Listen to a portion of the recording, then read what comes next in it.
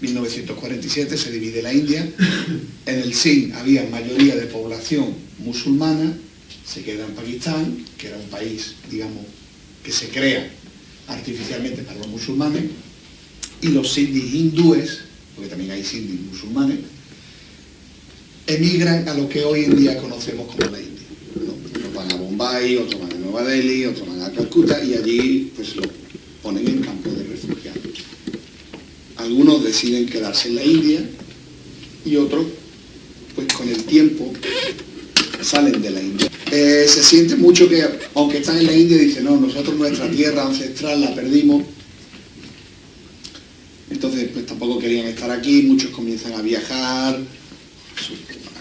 para abrir negocio, trabajar. Por ejemplo, el caso de mi familia, mi padre viene de la India con 20 años, en el año 58 a España, porque lo trae su tío, que su tío ya llevaba en España 20 años. Y luego mi padre, con el paso de los años, también trajo a sus sobrinos, a mis primos, trajo a los hijos de su hermana.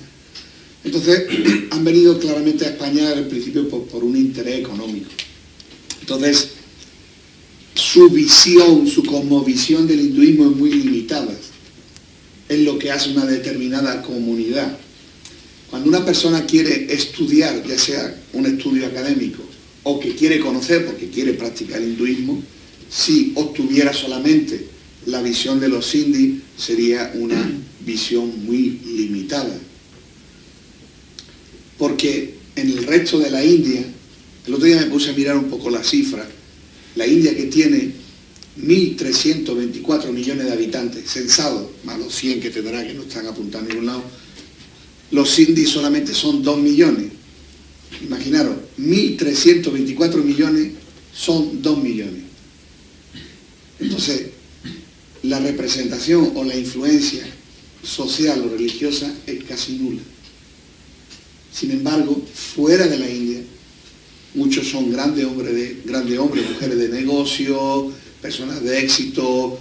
Esta mañana, por ejemplo, estuve con el cónsul honorario de la India aquí en Tenerife. Sus hijos tienen carreras, son profesionales, unos médicos, otros anestesistas, no han seguido el tema de tener un bazar, un negocio.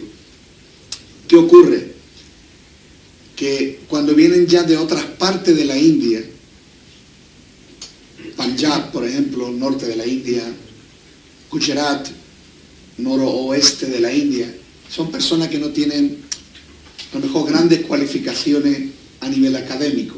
No son médicos, no son profesores, entonces son más bien mano de obra. No le importa venir a España, porque aquellos que tienen, por ejemplo, estudios de medicina, etcétera, van a elegir siempre un país de habla inglesa. Se van a ir o a los Estados Unidos, o al Reino Unido, o a Canadá. Y aquellos que tienen menos cualificación dicen, bueno, no me importa, yo lo que quiero es ganar dinero, ayudar a mi familia aquí en la India, me voy a España y no me importa trabajar de lo que sea. Entonces, esa nueva ola de inmigración que ha venido y que también está abriendo sus templos y que vienen con una mejor formación del hinduismo, choca con esta visión más anticuada. Porque muchas veces yo, cuando hablo con sindis, personas mayores, el otro día estaba dando yo una charla religiosa, ¿no?, en un entorno religioso, y yo le preguntaba a una señora mayor, y yo le preguntaba, pero ¿usted sabe lo que es Satnarayan? Y me decía ella, luna llena. Pero luna llena en sánscrito, en hindi, es Purnima. Y Satnarayan es un ritual que se hace en luna llena, pero no tiene nada que ver con la palabra luna llena. Y entonces ella decía, no, es que mi madre me lo decía a mí en el Sind y yo se lo digo a mi hijo. Entonces lleva 60 años diciendo lo mismo, está mal, pero no lo quieren corregir. Entonces cuando viene otra parte de gente de la India, con otra formación más moderna, dice, uy, esto es que no es así. Entonces, es un poco tratar de cambiar el chip, lleva su tiempo. En un principio entiendo, o mi deseo es que todas las personas que practiquen el hinduismo de forma universal, todos puedan estar unidos independientemente de sus diferencias étnicas o lingüísticas. Yo puedo ser un hindú español y no tendría ningún problema con estar con un hindú sindhi o panjabi, gujarati o tamil o chino o alemán. Sin embargo, hay personas que la religión lo asocian con pertenecer a la India y dentro de la India la comunidad de esta comunidad, y si tú no eres igual que yo. Entonces, todo esto crea diferencia. De hecho, en Inglaterra hay templos, por ejemplo, que son del sur de la India, solamente van los del sur de la India. Hay templos del norte de la India, solamente van los del norte de la India, y no se juntan nunca. Ahora la semana pasada celebramos el Diwali en el Parlamento Europeo en Bruselas, y ahí es prácticamente donde nos unimos gente de diferentes tradiciones y de diferentes orígenes de la India. Pero muchos, cada uno después va por su cuenta. Entonces, como si hubiera, imaginaros,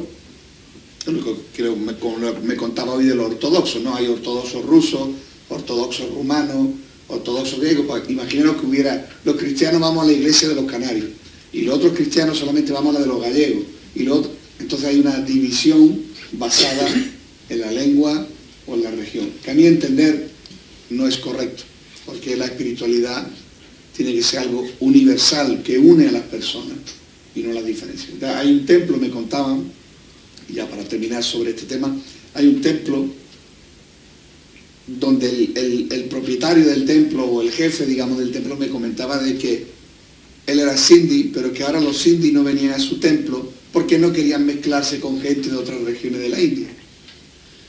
Y que incluso decían que no le importaba que vinieran españoles, pero que no querían juntarse con otra gente de la India. ¿No? Lo cual a mí me dejó un poco de cuadrar. Pero bueno, cosas peores han visto. En Ceuta tenemos una persona ya censada en el padrón de 1900 y que está censado desde 1893. Bien, tenemos ya una presencia documentada.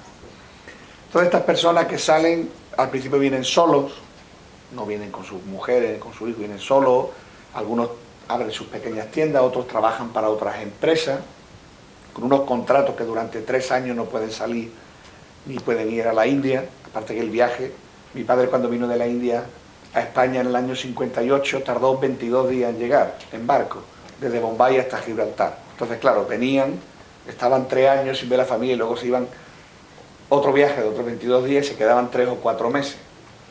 Incluso muchos casos de que iban a la India, dejaban a la mujer embarazada y cuando regresaban a los 3 años pues tenían niños con 3 o 4 años que no conocían.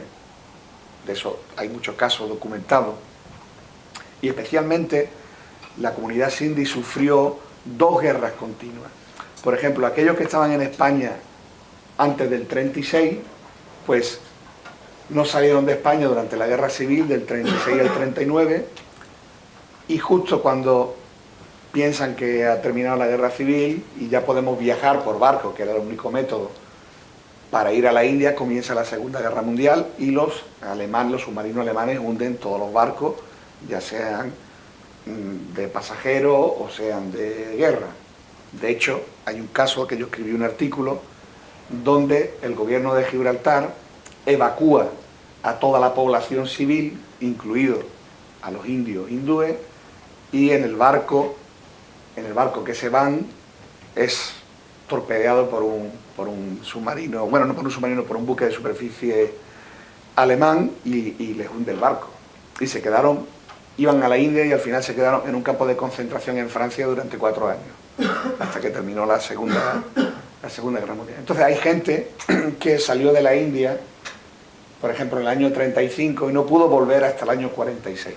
Entonces, 10 años que no vieron ni a su familia, ni a sus hijos, etc. Entonces ya comienzan a traer a la familia. Entonces la incorporación de la mujer hace que vaya creciendo también la importancia de la religiosidad. Porque el hindú se limitaba a tener en su tienda una pequeña capilla con alguna imagen, sobre todo de Lakshmi, de la diosa de la fortuna, que le diera suerte a los negocios. Pero al traer ya a la mujer y los hijos va incrementando, digamos, el aspecto religioso. Por ejemplo, cuando llega la fiesta de Diwali, la festividad de las luces, que este año se celebra el día 7 de noviembre, pues se celebraban las tiendas. Como no había templo ni lugares de culto, pues ese día en la tienda pues se encendían velas y la gente que pasaba lo invitaban, venga, pase usted, cómase un dulce para los clientes, y era la forma un poco de celebrarlo.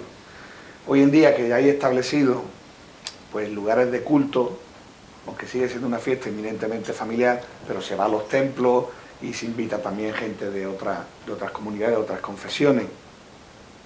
Entonces, durante varias décadas, la presencia del hinduismo en España está limitada a esa comunidad india, concretamente sindhi, que es la que tenéis aquí en Canarias y la que tenemos, por ejemplo, Ceuta, Melilla, Málaga, etc.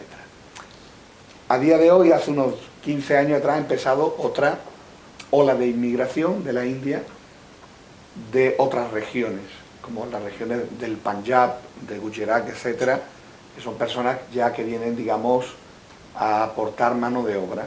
Entonces son gente que han nacido en una India ya independiente, que tienen ya una formación más religiosa, y entonces, bueno, es otro tipo de comunidad, que aquí a lo mejor todavía no se ha extendido, pero por ejemplo en Valencia o en Madrid hay muchos hindúes que no son sindhi. Incluso han creado sus propios templos porque tampoco quieren mezclarse con las personas de otras comunidades. Y España, por ejemplo, personas españoles, nacidos, caucásicos, europeos, como lo queráis llamar, España tuvo un retraso respecto a otros países en el interés por el hinduismo y su cultura. Por ejemplo, los primeros en Europa fueron los alemanes, los ingleses, los franceses, incluso los italianos, y los españoles quizás se concentraron más en Latinoamérica, incluso a pesar de tener colonias filipinas en Asia, no hubo un interés por el hinduismo, por la India, y si lo hubo, fue incluso al contrario, como un viaje de evangelización. De hecho, uno de los grandes santos de la Iglesia Católica, ¿no?, San Francisco Javier, está enterrado en Goa, en la India, que fue de los jesuitas. Entonces, si había un afán por la India era por convertir a los hindúes en cristianos, pero no había tanto un interés cultural, sobre todo en la lengua, el sánscrito, que sí tuvieron los alemanes. Entonces los primeros indólogos españoles, sus maestros eran alemanes, y ellos los primeros textos que se traducen al español, textos de la India, ellos previamente lo traducen del alemán al español, o sea, no había una traducción directa, o del inglés. Por ejemplo, en 1896 aparece la primera traducción de la Bhagavad Gita, del profesor Roviralta. La Bhagavad Gita es, digamos, como la Biblia del hinduismo, uno de los textos principales, que condensa todo el saber de los Vedas. La primera traducción en español, 1896, pero no es una traducción directa del sánscrito, sino traduce de un libro previamente escrito en inglés, con lo cual la traducción también pierde parte de su valor, ¿no?, o su fidelidad al texto. Y luego, otro de los grandes problemas que ha habido es que en las universidades españolas no se ha enseñado sánscrito. Por ejemplo, Portugal, Italia, ya no voy a poner Inglaterra y Alemania, pero Portugal, Italia, sí, desde muchísimo más de un siglo tienen departamento de estudio de lenguas indias, sánscrito, pali, etc. Y en España hubo un profesor importante que daba clases de sánscrito particulares en Madrid, pero no, la universidad lo incluía en lenguas, como llamaban, lenguas muertas, ¿no? Griego, clásico, latín, metía sánscrito, cuando el sánscrito es una lengua súper viva, ¿no?, porque 1.000 millones de personas que practican el hinduismo dependen del sánscrito como lengua litúrgica. Entonces, digamos que España ha tenido ese retraso. Luego también pues el tema del franquismo, 40 años incluso la India no tiene relaciones diplomáticas con España hasta hace 50 años que se restablecieron relaciones. Entonces ha habido no solamente un distanciamiento geográfico, sino se han dado una serie de factores de que España no tuviera el interés por el hinduismo que sí tuvieron anteriormente otros países. Pero en los años 60 comienza a cambiar la cosa. Por ejemplo, cuando los Beatles comienzan a introducir en algunas de sus canciones, empiezan a introducir algunos mantras, empiezan a introducir algunas referencias al hinduismo, y que eso pues están llegando a España, ¿no? no sé si alguno de aquí os gustan los Beatles, lo escucháis. Bueno, hay una canción famosa del disco que se llama Magical Mystery Tour, la canción I Am the Walrus, soy la morsa, que dice John Lennon, Elementary Penguin singing Hare Krishna, ¿no? Un pingüino elemental cantando Hare Krishna, estaría en un viaje del LSD o algo así. Y entonces, claro, la gente empieza ya a escuchar Hare Krishna y eso que es lo que es, ¿no? Entonces ya hay una influencia que empieza a entrar a España y que luego, en 1970, se hace también muy famosa cuando George Harrison saca la canción My Sweet Lord, ¿no? Mi dulce Señor, que incluye el Maha Mantra o el mantra Hare Krishna como parte del coro. Entonces en España ya la gente va teniendo un interés por la música, los mantras, el yoga, pero no hay profesores de yoga, ven que el hinduismo lo practica un determinado grupo de personas, que no está abierto al público. Los matrimonios mixtos, por ejemplo, en mi caso personal, mis padres se casaron en el año 64, pero incluso estaban mal vistos desde las dos partes, ¿no? Wow, un hindú se casó con una cristiana, mal para los hindúes. Por la parte cristiana, una cristiana se casó con un hindú, tal, no sé qué. Y a mi madre siempre le preguntaban, cuando nacíamos nosotros, la paraban en la calle para vernos si éramos blancos o morenos, no sé, eso era uno de los intereses personales. Y el niño, qué blanco ha salido, tal, ¿no? Era uno de los conceptos que tenían. Entonces es, especialmente en los años 70, cuando ya algunas personas comienzan a viajar a la India o van a Inglaterra y comienzan a ver yoga, la meditación y los grandes maestros que vienen a otros países. Por ejemplo, gente de España hacían grupos, iban a Francia para ver, por ejemplo, a Swami Prabhupada, fundador de los Hare Krishna. Otros hacían un viaje, iban a Londres para conocer a Swami Muktananda de Siddha Yoga. Entonces claro, en la época del franquismo no le daban permiso para venir a otras religiones, predicar, etc. Entonces el boom comienza a partir del año 75. Cuando la gente, especialmente los jóvenes, están quemados, por decirlo de alguna forma, con la Iglesia Católica o la represión, o asocian catolicismo con franquismo, lo cual yo no estoy de acuerdo personalmente, pero bueno, entonces quieren buscar otras filosofías orientales, especialmente hinduismo y budismo. Y también comienzan a venir ya maestros de la India a dar su mensaje, su prédica a España. Y incluyen siempre en su tour, dice, bueno, vamos a ir a Francia, Inglaterra, tal, y España. España 2 días nada más, pero venimos también a España, ¿no? También había un problema de la lengua, porque al venir a España tienen que ser traducidos, mientras que si vienen a Inglaterra, pues la gente lo entiende directamente.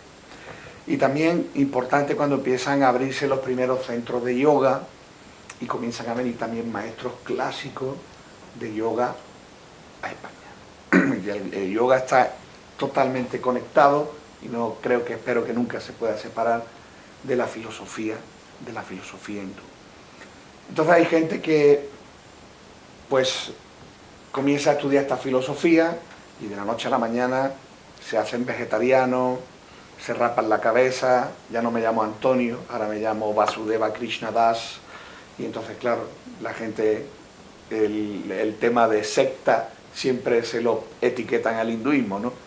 Yo me acuerdo muchísimos años cuando salían en la televisión y a lo mejor hablaban la secta dianética, no sé qué, no sé cuánto, y salían los Hare Krishna saltando en la calle, bailando. Yo decía, pero si no tiene nada que ver una cosa con la otra, pero el hinduismo era como el prototipo de secta, de algo oriental, de la sumisión a un maestro, a un gurú.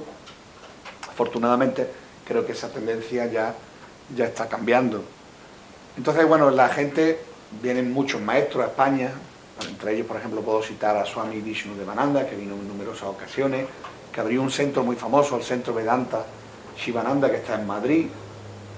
Vinieron maestros de Siddha Yoga, vinieron maestros de Hare Krishna. Y bueno, ya no solamente las clases o las conferencias eran solamente para aquellos hindúes de origen indio, sino que están abiertas para un público en general. Y a día de hoy nos encontramos de que, bueno, en España creemos que aproximadamente hay unas 50.000 personas que practican seriamente alguna forma de hinduismo. Calculamos que unas 35.000 personas de origen indio, de los cuales habría casi 10.000 en las Islas Canarias, y unas 15.000 personas caucásicas, europeas, occidentales, como lo queramos llamar, que practican también seriamente el hinduismo, pero no tienen relación ni étnica, ni nacional, ni familiar con la India. Entonces, por eso la diferencia de, y muy importante, indio, persona originaria de la India o que tiene nacionalidad india, hindú, persona que practica el hinduismo. Tú cuando ves, por ejemplo, el otro día salía la noticia, el actor hindú Shah Rukh Khan visita España. Y Shah Rukh Khan es musulmán, no es hindú. ¿Qué hubiera sido lo correcto? El actor indio Shah Rukh Khan visita España. ¿Bien?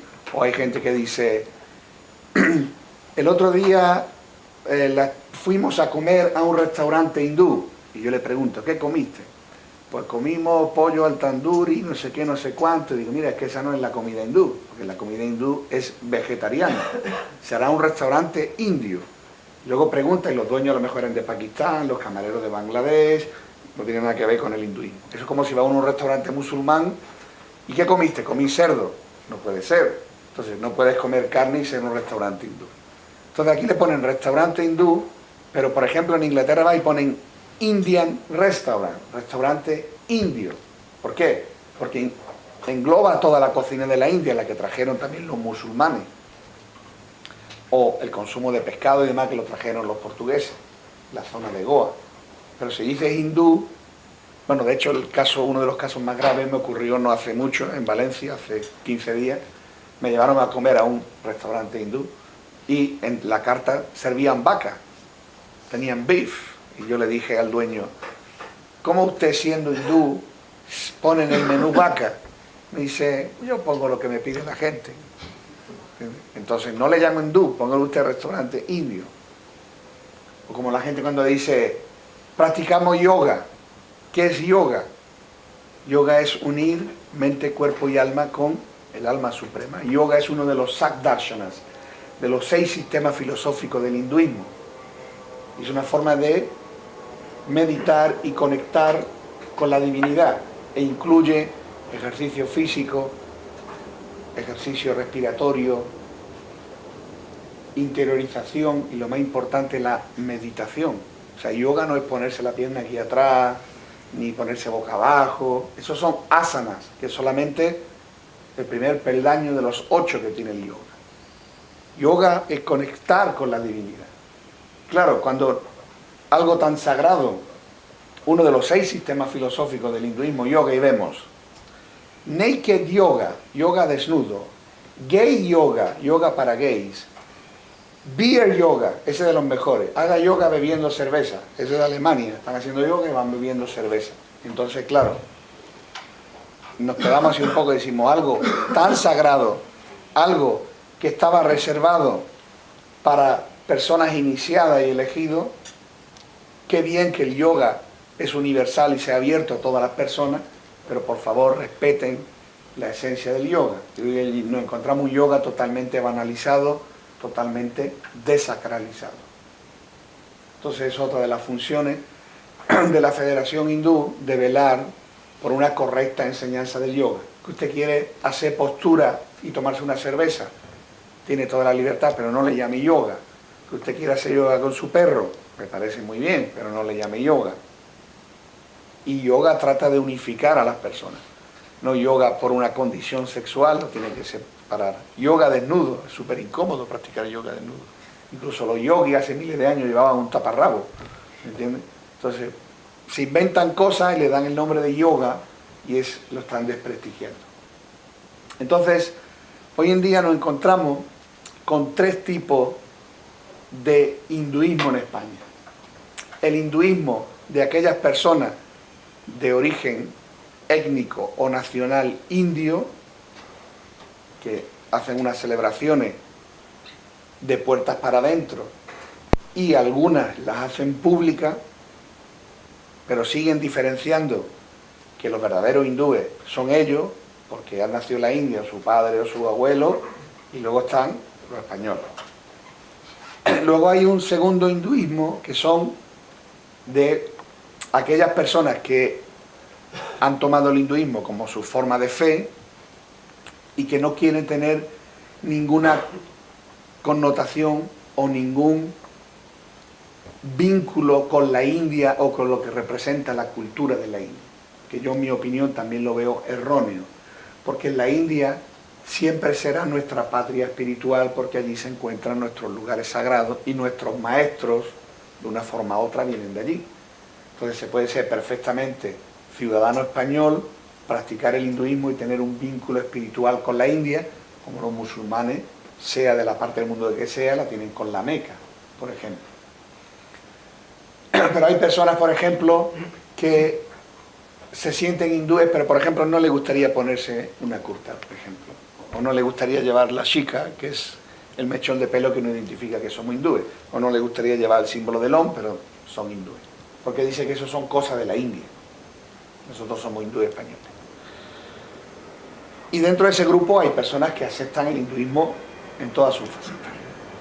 Y luego hay un tercer grupo que es muy numeroso, que son aquellas personas que practican el hinduismo pero no lo saben.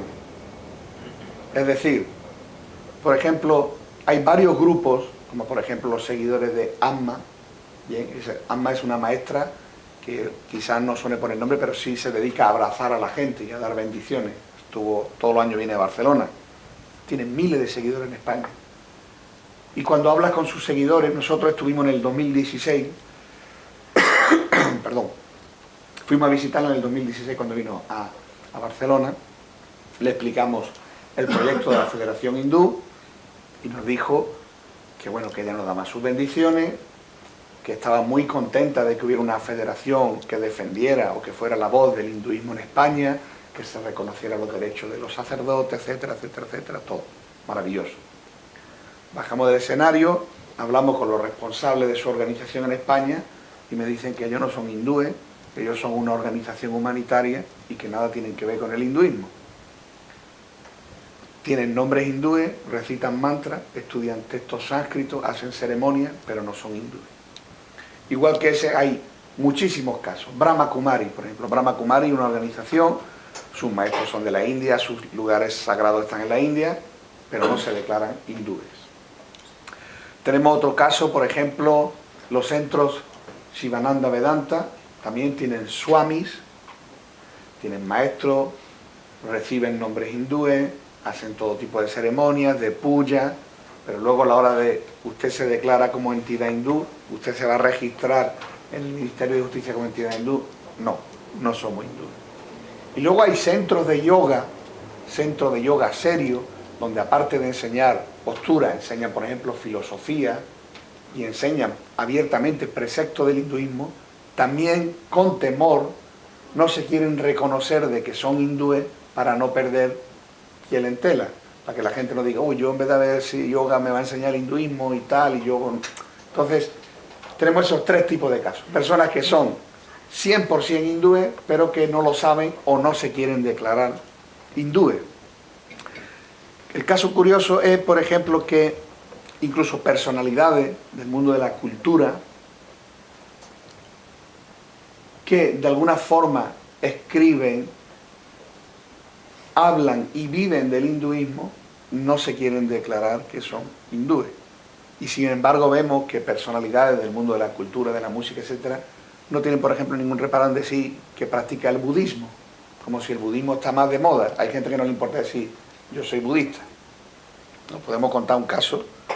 Nacho Cano, por ejemplo, del grupo Mecano, es una persona que estudió hinduismo y que lo hemos conocido en persona y que ha tenido su maestro y sus prácticas hindúes, sin embargo nunca lo quiso reconocer y finalmente dice que es budista, ¿no? Y hay otras personalidades. Entonces, cuando hemos querido que este tipo de personas, entre comillas, salgan del armario y confiesen que son hindúes, parece que tienen cierta reticencia y no la hay, por ejemplo, en decir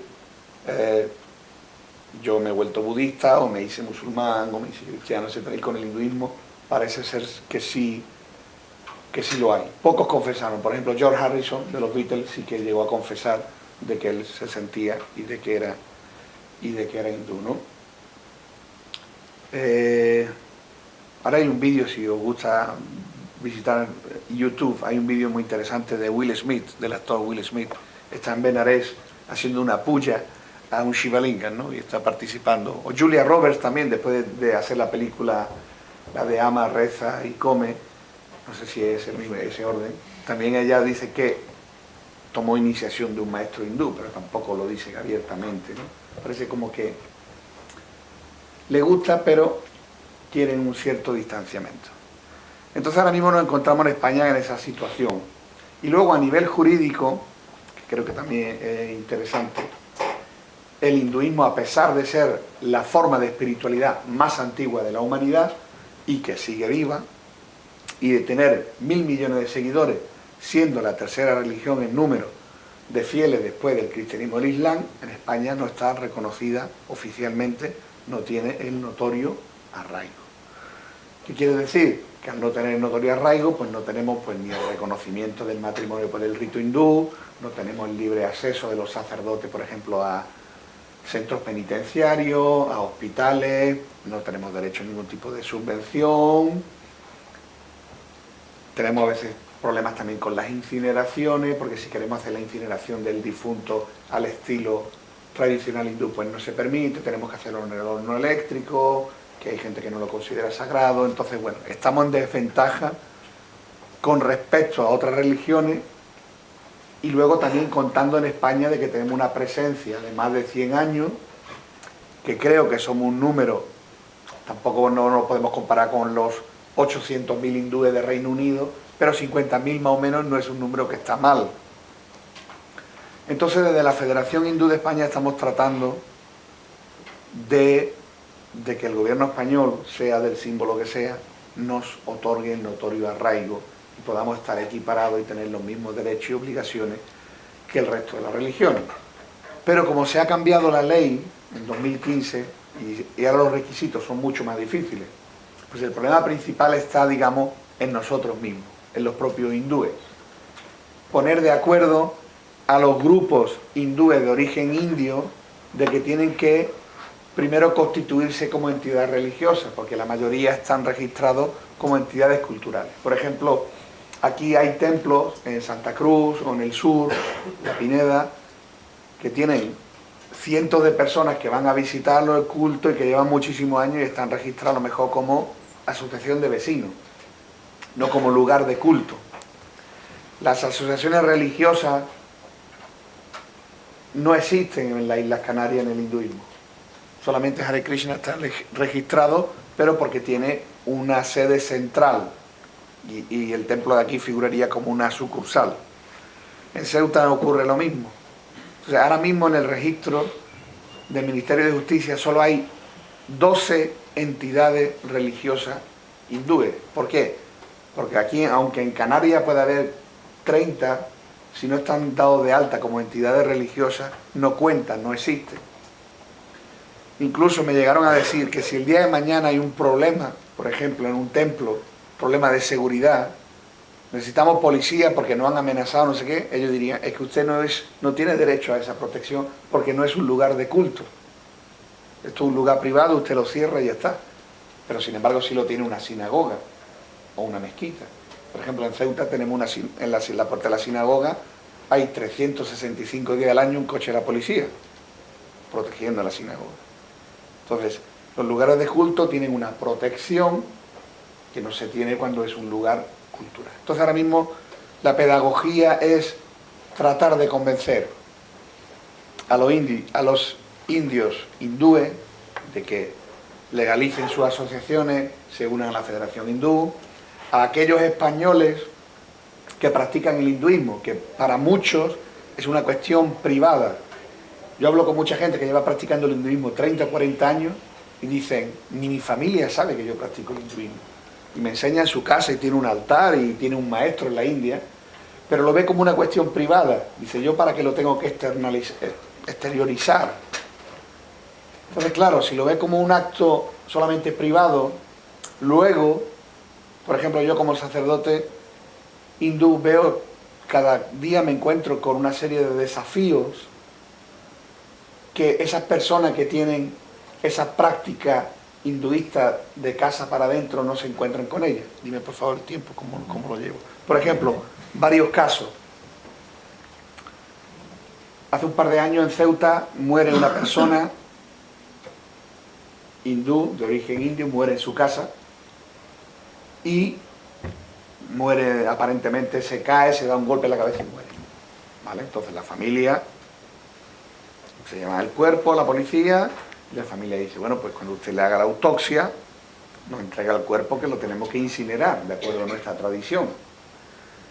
Y una jueza dice que no se puede incinerar el cuerpo, porque como tiene duda de que si la muerte ha sido por un accidente o un asesinato, y entonces como en la cámara de frigorífica, digamos, del tanatorio, no pueden tener indefinidamente el cuerpo. Entonces la jueza ordena de que entierren, y lo entierran en el cementerio cristiano, a una persona hindú contra la voluntad de su familia.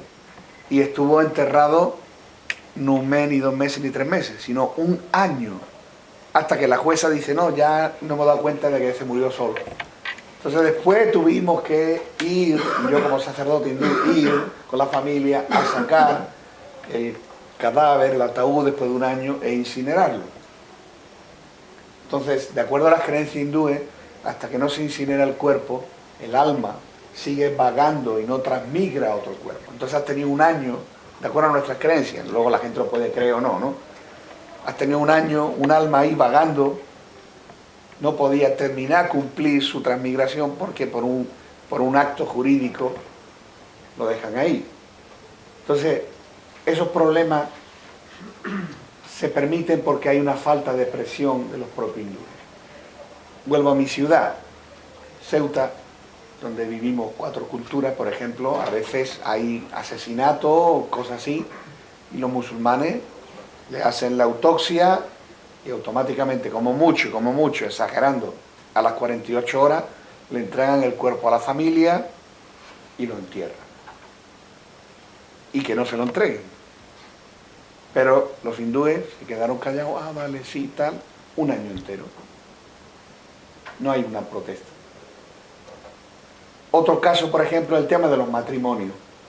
El matrimonio por el rito hindú no está reconocido por el Estado español, que sí reconoce, aparte del católico, pues reconoce, por ejemplo, el protestante, el budista, reconoce el islámico, el judío, pero el hindú no. Entonces yo cuando hago una ceremonia de boda, yo les doy un certificado que no tiene validez legal ninguna, lo único que pone fulanito de tal, se casó con fulanito el día tal, a tal hora, y ya está. Pero si quiere que ese matrimonio tenga una validez legal, a todos los fines, tienen que casarse de nuevo, ya sea en el juzgado o en el ayuntamiento, si no, no tiene validez.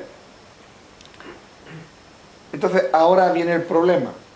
El problema, por ejemplo, que se ha dado aquí, en la ciudad de Tenerife, cuando, por ejemplo, una chica hindú de origen indio se casa con un chico hindú de origen indio y la familia establece que para casarse tiene que pagar una dote. Bien, los indios tienen esa costumbre. Entonces la familia le da 25.000 euros de dote, se casan en el templo, una fiesta muy bonita, todo, pero no tiene ninguna validez legal.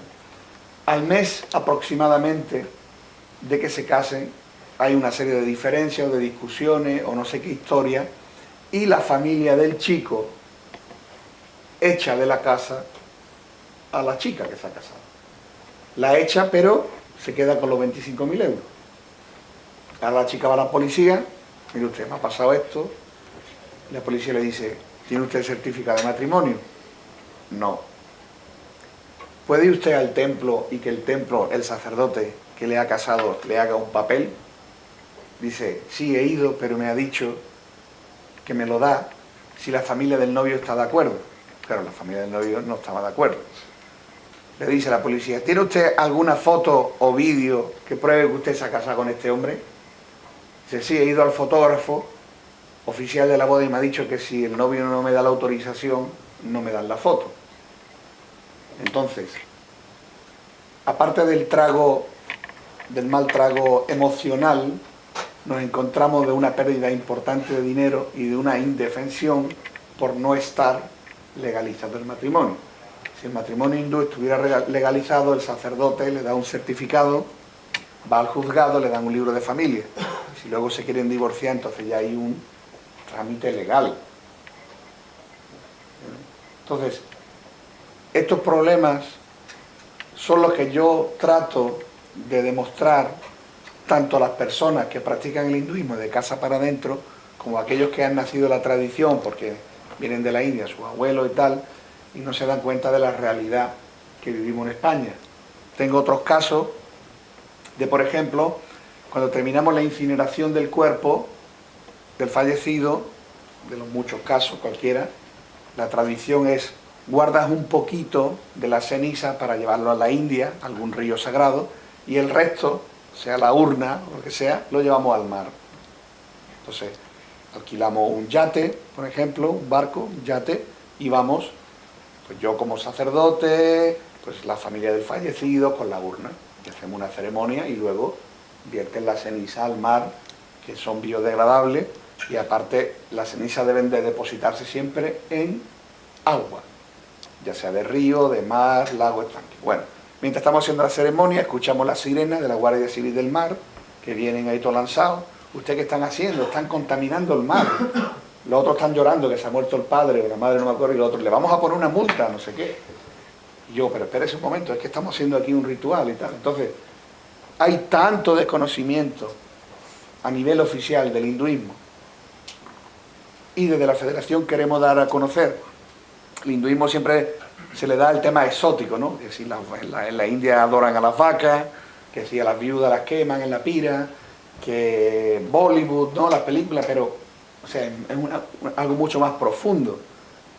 Hace unos 8 o 9 años en la falla de Valencia se hizo una temática de Bollywood, y entre las fallas pues iban a quemar una imagen de Ganesha, que es la divinidad hindú con cabeza de elefante, iban a quemar una imagen de Shiva Nataraj. Bien, entonces claro, los hinduistas, pero bueno, ¿cómo van a quemar ustedes nuestras imágenes de la divinidad? Y la gente de las fallas no lo entendía. ¿Cómo que no? Pues todo de la India, pues nosotros vamos a hacer una falla y lo quemamos y ya está. Pues ya que nosotros no quemamos vírgenes ni Cristo, ¿cómo que lo va a quemar? ¿Y sabe qué me decían? Coja usted un barco y váyase a su país. Digo, pero si yo nací en España, ¿dónde me veis? No soy de aquí. Entonces hay un desconocimiento y asocian hinduismo con inmigración. O quizá el hinduismo sea hoy en día en Occidente una de las religiones que más se banaliza y se desacraliza y se utiliza como burla. ¿Alguien tiene alguna pregunta? Sí, por ejemplo, con el tema de los Beatles, por ejemplo, John Lennon, por ejemplo, el estribillo repite un mantra, creo que era Jai Guru Deva Om, algo que ¿eso realmente es un mantra y si lo es, qué significa?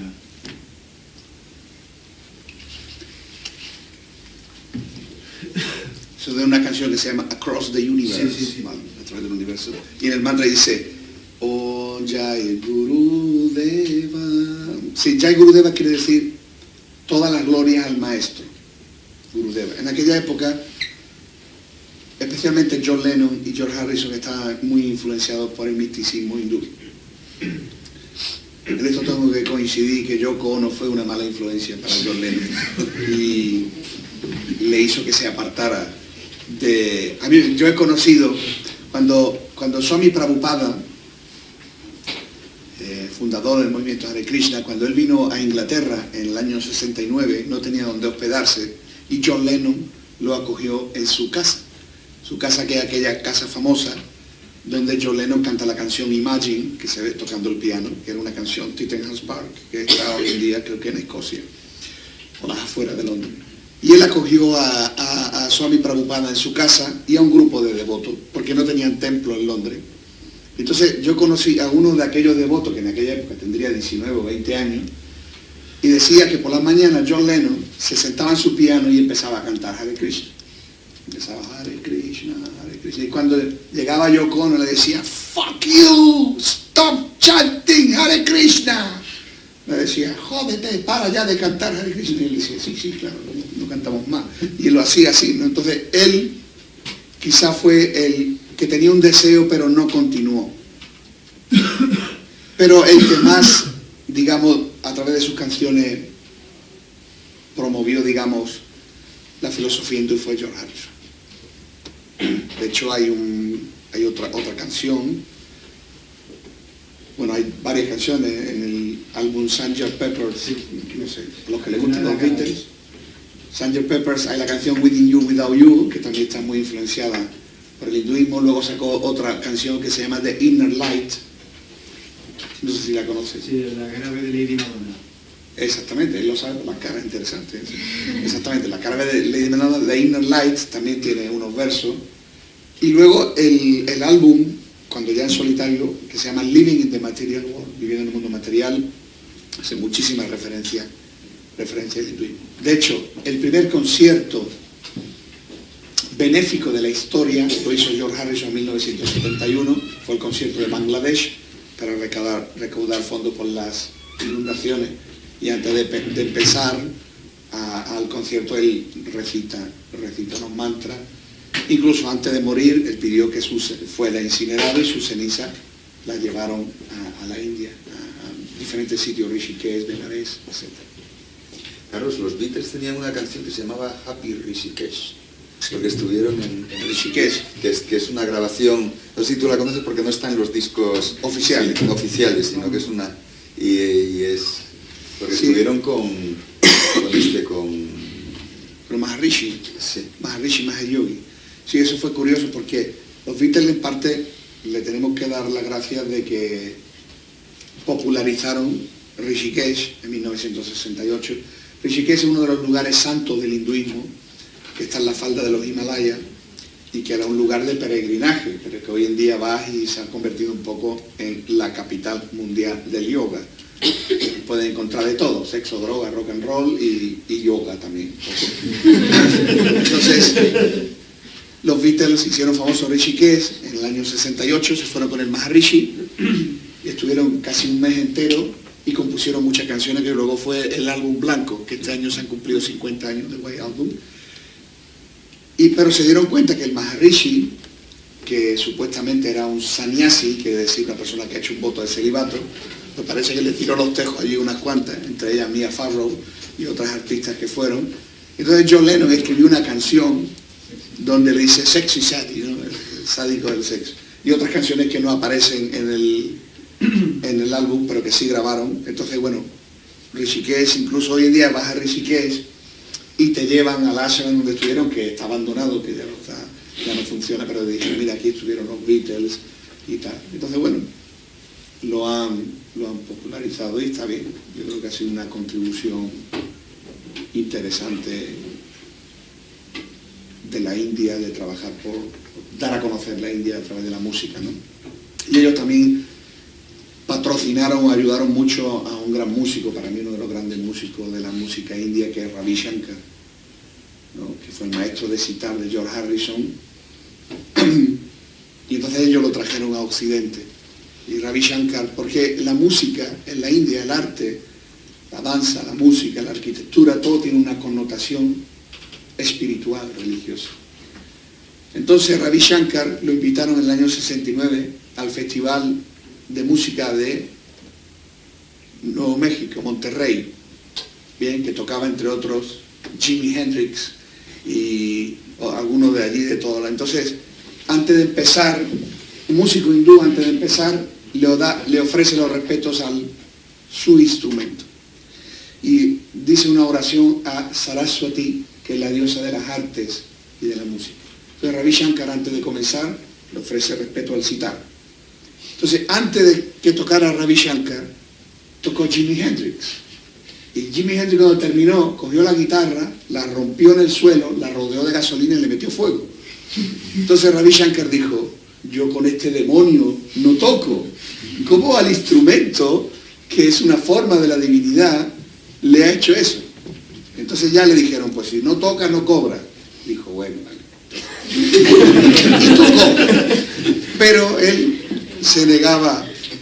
Entonces ahí ese respeto hacia hace el instrumento, y bueno, Ravi Shankar y otras personas han popularizado el hinduismo, ¿no?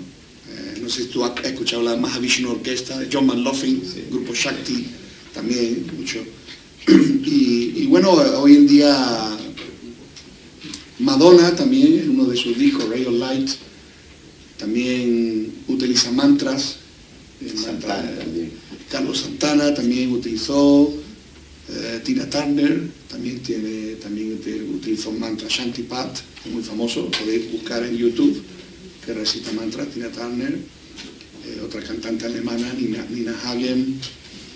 Claro, lo de Madonna luego tuvo mucha controversia. Madonna siempre ha sido una persona un poco cambiante, ¿no? Sí, Madonna llegó un momento de su vida que se interesó muchísimo por el hinduismo.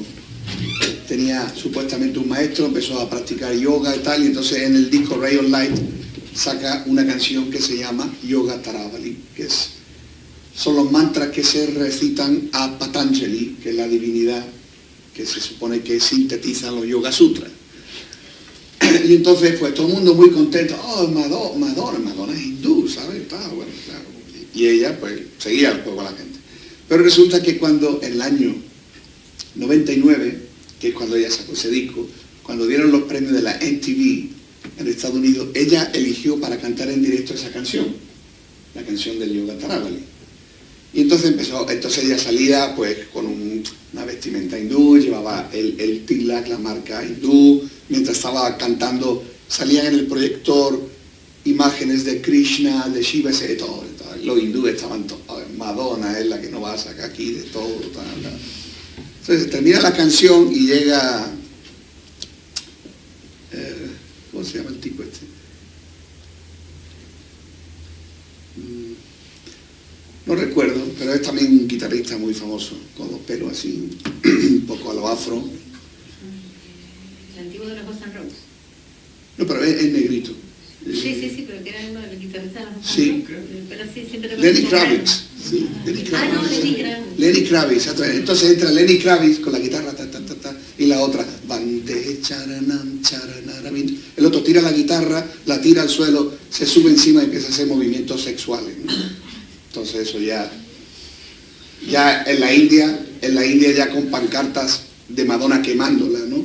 Fuera Madonna, estás destruyendo el hinduismo, ¿cómo te pones el tilak sagrado y haciendo esos movimientos obscenos? Entonces, yo creo que la tía se quemó tanto que dijo, ahora voy a estudiar la cábala, ¿no? O sea, porque le quemaron mucho. Entonces muchas veces es eso, ¿no? De como a veces artistas o gente se acerca de una manera frívola a la filosofía hindú, y cuando no pueden cumplir todos los preceptos, y claro, los más puristas le critican, pues eso ocurre en ese tipo de cosas. Pero por otro lado, yo veo bien que se popularice la recitación de mantras, por ejemplo, pues a través de la música. Está bien, siempre que se haga de una forma respetuosa. ¿Hay más preguntas? Porque algo tienes que decir del libro. Del libro. Que sean 5 minutos o 10 minutos. ¿Alguien tiene alguna pregunta más? Yo sigo confundido. Tenemos que hablar de música hindú, no música india. ¿O se puede hablar de las dos cosas? Vale. Buena pregunta. La música hindú, por un lado está bien si el músico es de religión hindú y se utiliza las ragas. Las ragas son una serie de movimientos musicales que pertenecen al hinduismo. Como hablábamos de que el hinduismo, por ejemplo, el hinduismo tiene su danza, Bharatanatyam, Kathak, y tiene su tipo de música. Entonces, por ejemplo, se dice, el músico hindú Ravi Shankar, está bien porque él era de religión hindú y tocaba el sitar, un instrumento hindú, y utilizaba el sistema de las ragas hindúes. Pero hay músicos, por ejemplo, como Zakir Hussain, que es musulmán, es indio musulmán, que toca la tabla. No podría decir que es un músico hindú, sino es un músico indio. O sea, hay una música hindú que está escrita en origen. Sí, que sigue unos determinados ragas. La raga en realidad, la música hindú da mucho paso a la improvisación del artista. Pero hay una serie de ragas que manifiestan ciertos aspectos del día. Por ejemplo, hay una raga para calmarte, que es la raga que se tocaría por la noche. Hay una raga para despertarte. Entonces, dependiendo de esos movimientos musicales, lo que es do, re, mi, fa, sol, en el hinduismo es sa, re, ga, ma, pa, ni, das. Entonces, yo creo que sería más correcto para generalizar. Yo cuando digo, por ejemplo, música india, me refiero a la música de Bollywood, de las películas de Bollywood, ¿bien? Porque hay una música india donde los cantantes, los actores, etcétera, pueden ser hindúes, musulmanes, cristianos, etcétera, y la música tradicional, donde la mayoría, no todo, pero la mayoría, sí son hindúes y utilizan patrones de la música clásica hindú, sí puede utilizar la música hindú. Luego la música hindú se divide en dos, eso sería para otra conferencia, en dos grandes ramas. La música carnática, que es del sur de la India, que utilizan otra escala musical, y la música hindustani, que es la del norte de la India, que utilizan otra escala y otra forma de cantar. ¿Sí? ¿Sigues confundido todavía? No, ya no tanto. Ya no tanto. Muy bien.